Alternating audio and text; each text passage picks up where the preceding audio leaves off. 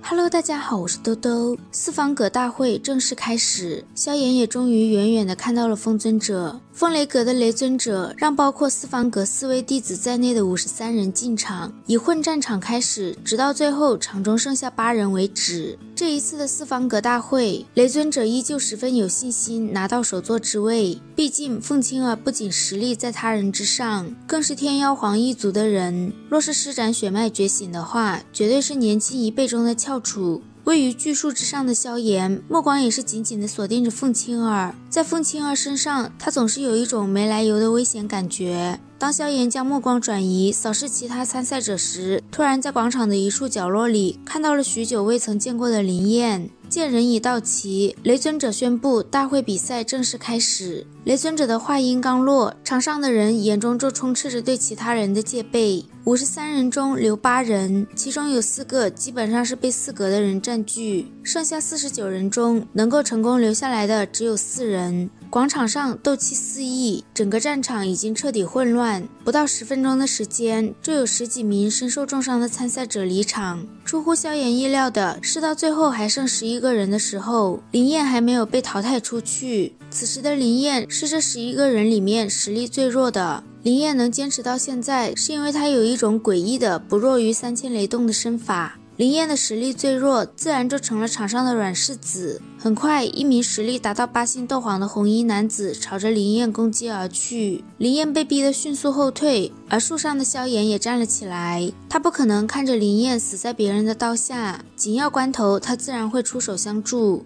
但很快，场外的萧炎就看出了不对劲。红衣男子明明有好几次机会可以重伤林燕，却只是故意将林燕往另一个方向追赶，而那个方向正是黄泉阁王晨的攻击圈。萧炎发现他的意图时，林燕也在追赶下踏进了王晨的攻击范围。一踏进来，林燕心头就涌上一股寒意，看着红衣男子一脸阴笑的后退，林燕十分干脆的喊停，说我认输。但王晨生性嗜杀，出手必见血，压根不理会林燕的认输。王晨将林燕重伤后还不收手，手上握着匕首，准备直击林燕心脏杀了他。王晨的行为引起了场外观众的叫骂声，说他真丢黄泉阁的脸，但这依旧不影响王晨下死手的速度。就在林燕觉得自己今日要命丧这里的时候，热爱踩点的萧炎终于出现。萧炎吸住林燕的身体，让她急速后退，然后无奈地对林燕说，没事来这种地方干嘛？听到熟悉的声音，林燕眼睛一瞪，转过身看着面前陌生的脸，正准备叫出声，被萧炎拦住了。萧炎的行为让广场周围风雷阁的守卫怒喝他为何干扰大会进行。10几名风雷阁的强者将萧炎包围在内。萧炎说，依照大会的规则，认输之后则不能再对他下杀手，但先前王晨无视规则。萧炎责问守卫为何不去找王晨，还来问他。这件事虽然是王晨不占理，但他仗着自己是黄泉阁的人，肆无忌惮地说，一个靠着运气闯到这里的废物而已，杀就杀了，有什么了不起？萧炎说，没想到黄泉阁的人竟然是这般素质，还嘲笑王晨能留到现在也不过是靠着黄泉阁的名头罢了。黄泉阁的人素来阴狠又不要脸，原本是小辈之间的争论，没想到黄泉尊者直接下场，说黄泉阁如何轮不到小辈来评论，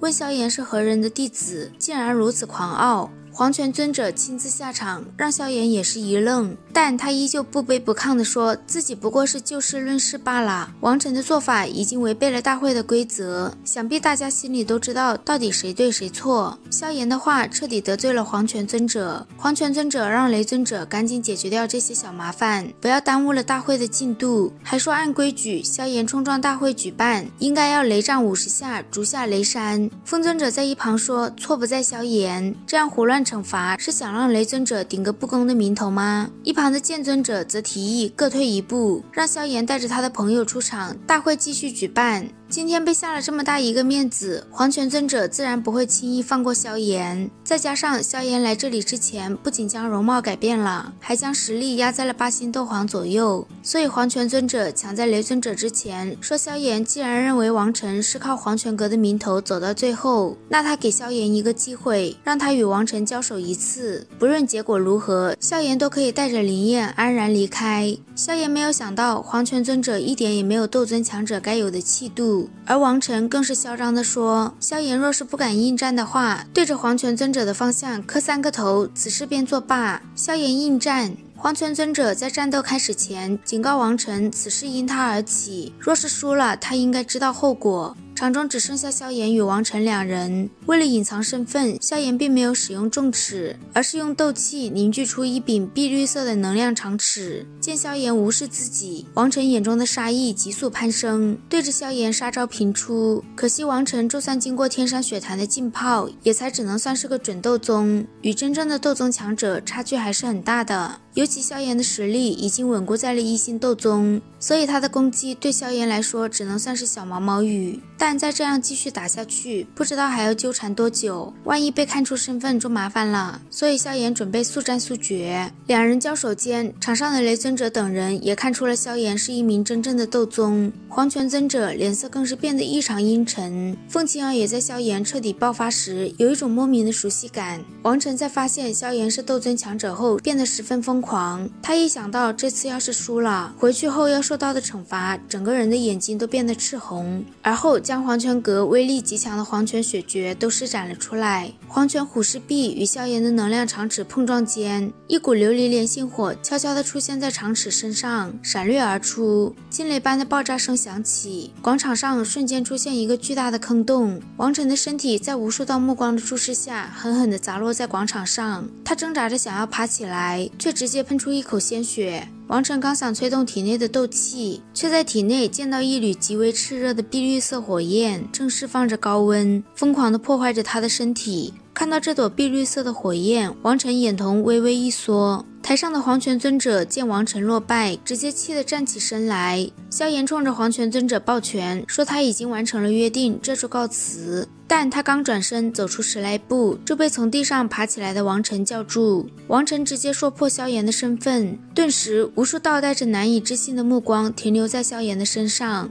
他们都没想到，与风雷阁有间隙的萧炎会自投罗网，出现在风雷山脉。台上的雷尊者脸上没有一丝笑意，紧盯着萧炎问费天这是否是萧炎。费天的脸色也十分难看，让萧炎将脸上的东西给取下来。萧炎没想到自己的身份会被王晨认出来，他冷笑着将面具取下，问费天今日是又想对他出手了。费天见到萧炎那张记忆深刻的脸，身形一动便消失在原地。见到费天的举动，萧炎立刻将身旁的灵焰击退，脚踏3000雷动，迅速躲过费天的攻击。萧炎嘲讽风雷阁专干以老欺小、以多欺少的事，随后大声朝着雷尊者说，若是觉得他与风雷阁之间有生死之仇，何不自己亲自出手？以他斗尊的实力，自己定是一招都接不下，何必如此麻烦？萧炎的话让脑子好使的人心中暗赞，以雷尊者的身份，若是对萧炎出手，日后必定会落得一个以老欺小的坏名声。这话一出，萧炎可以说是断了自己真正的危险之路。只要不是雷尊者亲自动手，萧炎就算面对费天也有逃生之力。雷尊者说要擒萧炎并不需要他动手，费天再三思索，还是决定哪怕落个恃强凌弱的名声，也不能放过萧炎。费天体内散发出一股磅礴的气势，萧炎也没想到，费天宁愿落个不好的名声，也要执意对自己出手。